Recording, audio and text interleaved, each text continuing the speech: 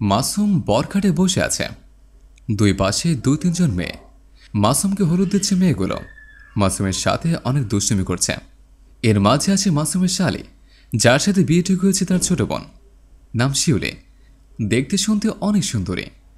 মাসুম এক ধ্যানে শুধু শিউলির দিকেই তাকিয়ে আছে। মাসুমকে শিউলির দিকে তাকিয়ে থাকতে দেখে শিউলি বললেন, এভাবে তাকিয়ে থাকলে আমার তো নজর লেগে যাবে দুলা ভাই, চোখটা একটু নামান। শিউলির মুখে এমন কথা শুনে মাসুম লজ্জা পেয়ে অন্যদিকে তাকালেন। অন্য পাশে বসে সুমি বললেন, শালিকে দেখে যেভাবে তাকিয়ে আছেন, বউকে দেখলে তো চোখ ফেলতে পারবেন না। শিউলি বললেন, এইভাবে বলিস না, দুলাভাই এমনি এমনি লজ্জায় লাল হয়ে আছে। শিউলি বললেন, প্রথম প্রথম বিয়ে তো, তাই লজ্জা পাচ্ছে, দেখবি বিয়ের পর সব ঠিক হয়ে গেছে। এ কথা বলে সবাই হাসা শুরু করলেন। সবাইকে হাসতে দেখে মাসুম বললেন, আমার এতগুলো শালি থাকতে বিয়ের পর লজ্জা ভাঙবে কেন? শালিদের যেহেতু কোনো লজ্জা শরম নেই, তাহলে দুলাভাই লজ্জা পেয়ে লাভকে? মাসুমের মুখে এই কথা শুনে শিউলি বলে উঠলেন, দেখে তো মনে হয়েছিল ভাজা মাছটা উল্টে খেতে জানে না, এখন তো দেখছি মাছের কাঁটাও খেয়ে ফেলবেন। এভাবে সবাই কথা বলছে আর খুবই আনন্দ করছে। বিকেলবেলা মেয়েপক্ষ সবাই পুকুর পাড়ে কথা বলছে। আজকের ওনারা বাড়িতে যেতে পারবেন না। যে গাড়িতে ছেলের বাড়িতে হলুদ দিতে এসেছে সেই গাড়িটা নষ্ট হয়ে গেছে, তাই গাড়িটা যত সময় ঠিক না হয় ছেলের বাড়িতে থাকতে হবে। শিউলি আর সুমি দুজনে পুকুর পাড় থেকে বাড়ির ভেতরের দিকে রওনা দিলেন। এদিকে মাসুম বাড়ি থেকে বের হতে শিউলি আর সুমির সাথে দেখা। শিউলি আর সুমিকে দেখে মাসুম বললেন, আমার কপালটা কত ভালো দেখো, বউ আনার আগে শালিকে নিয়ে এসেছে। শিউলি বললেন, দুলা ভাই এত শালি শালি করেন না, শালিদের জ্বালা কিন্তু পরে সহ্য করতে পারবেন না। মাসুম বললেন, আগে যদি জানতাম যে আমার শালি এত সুন্দরী, তাহলে কিছুদিন পরে বিয়ে করতাম। শিউলি বললেন, দুলা ভাই যেটা পেয়েছেন সেটা নিয়ে সন্তুষ্ট থাকেন, অন্যটার দিকে নজর দিয়েন না। মাসুম বললেন, চাঁদের দিকে নজর দিতে হয় না, চোখ এমনিতে চলে যায়। এ কথা শুনে সুমি বললেন, তোরা কথা বল, আমি একটু কাকার সাথে দেখা করে আসে। কাকা কি করে? সুমি চলে যাওয়ার পর মাসুম বললেন, শিউলি তোমার বোনকে যেদিন দেখতে গেলাম সেদিন তুমি কোথায় ছিলে? তোমাকে দেখতে পেলে তো তোমার বোনকে বিয়ে করতে হতো না, তোমাকে নিয়ে পাখির মতো উড়াল দিয়ে চলে আসতাম। শুরু থেকে দুলাভাইয়ের মুখে শিউলির প্রতি আগ্রহের কথা শুনে শিউলি ভাবতে লাগলেন, দুলাভাই কি আমার সাথে মজা করছে না সত্যি সত্যি আমাকে নিয়ে ভাবছে? এই কথা ভাবতেই মাসুম বলে উঠলেন, কি শালিকা, কাকে নিয়ে কল্পনা করা হচ্ছে, আমাকে নিয়ে না তো? শিউলি বললেন, পরের জামাইকে নিয়ে কল্পনা করে কী লাভ? মাসুম বললেন, জামাই কখনো পর হয় না, জামাইকে আপন করে নিতে হয়। শিউলি বললেন, জামাই মানে? আপনি তো আমার দুলাভাই, জামাই হতে যাবেন কেন?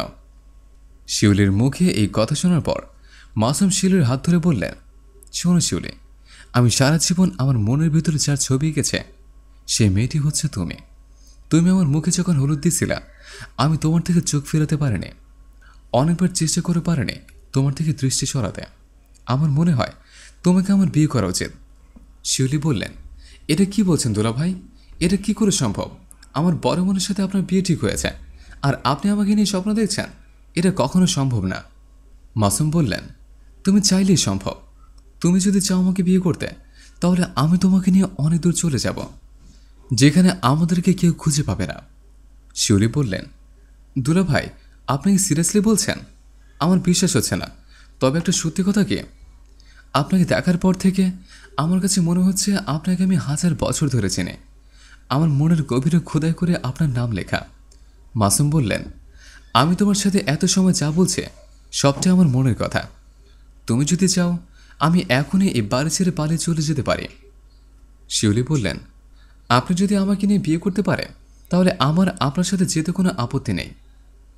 মাসুম সাথে সাথে শিউলির কথা রাজি হয়ে গেলেন আর বললেন, আজকে সন্ধ্যায় আমরা দুজন ঢাকা চলে যাব, ঢাকা গিয়ে বিয়ে করে ঢাকায় থাকব। এ কথা বলে দুজনে বাড়ির ভিতরে চলে গেল। বিয়ের দিন ঘরের সামনে সিঁড়িতে মন খারাপ করে বসে আছে শিউলির বাবা মা, কারো মুখে কোনো কথা নেই। এর মাঝে শিউলির মা বললেন, আমি তোমাকে অনেকবার নিষেধ করেছি যে বড় মেয়েকে উঠিয়ে দেওয়ার আগে শিউলিকে ওই বাড়িতে পাঠানোর দরকার নেই। কে শোনে কার কথা, দিলে পাঠিয়ে। এখন আমার বড় মেয়ের কী হবে? ছোট বোন হয়ে বড় বোনের স্বামীকে নিয়ে বিয়ের দিন পালিয়ে গেল, এলাকা সব লোকে আমাদেরকে নিয়ে সমালোচনা করছে। মায়ের মুখে এসব কথা শুনে বাবার চোখে মুখে যেন রক্ত ঝরছে। বাবা বলে উঠলেন, ছোট মেয়েকে আশকারা দিয়ে মাথা তুলেছিল তুমি। তুমি যদি ওকে একটু শাসন করতে তাহলে বাবা মার মুখে চুনকালে দিয়ে বড় বড় স্বামীকে নিয়ে পালিয়ে যেতে পারতো না। মা বাবাকে ছাড় দিয়ে কথা বলে না, তাই মা বললেন, ছোট মেয়ে কোনো দোষ করলে আমাকে বলো, আমি একা ওকে আশকারা দিয়েছে, তুমি দাওনি। ছোট মেয়ে যখন যা বায়না করেছে তুমি তাই দিয়েছ। তুমি বাবা হয়ে যদি ছোটবেলা থেকে শিউলিকে শাসন করতে তাহলে আজ আমাদের এই দিনটি দেখতে হতো না। এভাবে কথা বলতে বলতে বাবা মায়ের মাঝে ঝগড়া লেগে গেল। শিউলির বড় বোন তানিয়া বললেন, বাবা তোমরা এখন চুপ করো, তোমরা এভাবে ঝগড়া করলে মানুষেরও খারাপ বলবে। আমাকে নিয়ে তোমরা চিন্তা করো না, আমার কপালে যা ছিল তাই হচ্ছে।